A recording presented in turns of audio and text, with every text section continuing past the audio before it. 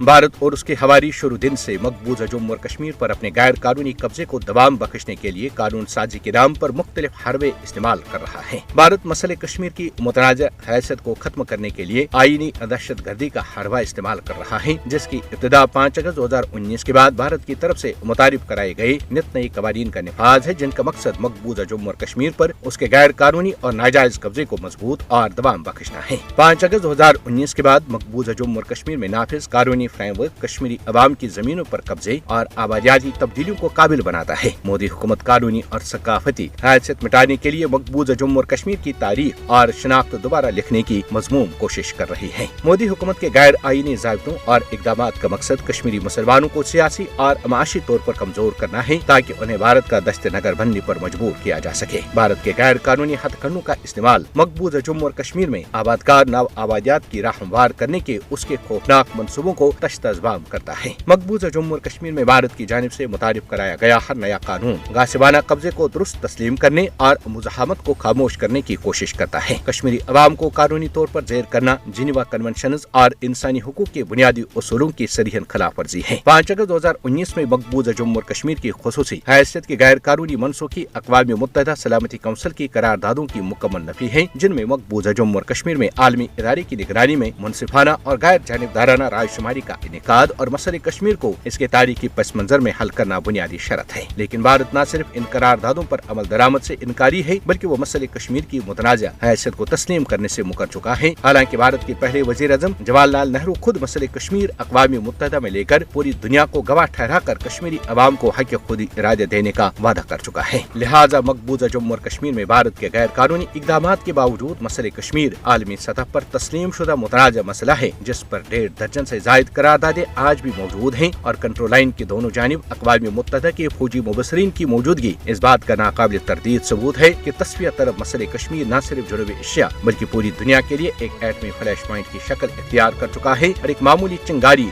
दुनिया के अमन को तहवाला कर सकती है।